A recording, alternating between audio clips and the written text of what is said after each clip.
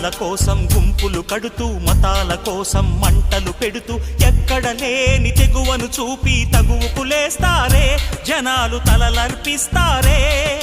సమూహ క్షేమం పట్టని స్వార్థపు ఇరుకుతనంలో ముడుచుకుపోతూ మొత్తం దేశం తగలడుతోందని నిజం తెలుసుకోరే తెలిసి భుజం కలిపిరారే అలాంటి జనాల తరఫున ఎవరో ఎందుకు పోరాడాలి పోరి ఏమిటి సాధించాలి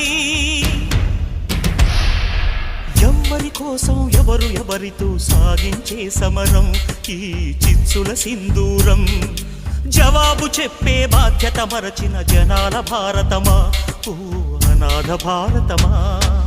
అర్ధశతాబ్దపు అజ్ఞానాన్ని స్వతంత్రమందామా స్వర్ణోత్సవాలు చేద్దామా